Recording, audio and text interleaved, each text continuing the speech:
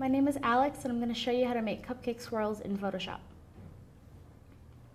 So I've got my cupcake drawn out, and if you're going to do an illustration of a cupcake, you're probably going to want to switch your line colors, because here I've got a black outline. So I just decided to switch to like a lighter turquoise blue, and then I'm going to add a new layer on top, and then I'm going to start by kind of drawing this sort of swirl. And when you're drawing a swirl, something to keep in mind is that the swirl is kind of in a twirled shape, so you're going to want to try and stay consistent with that swirl, and you'll see what I mean in just a minute. So that it kind of looks like it's swirling upward. You can even do something like this.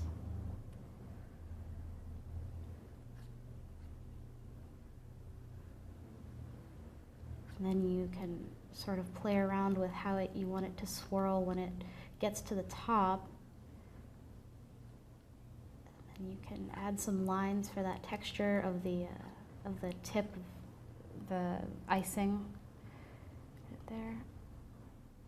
You can do it that way, or you can even do a basic just like this and draw the shape out first. And then just draw some lines in between like this. Whichever you want to do. If you want it to look more realistic to, and true to actual frosting on a cupcake, then you do it the first way. But this is more of a cartoony style inside. My name is Alex, and this is how you make cupcake swirls in Photoshop. Thank you.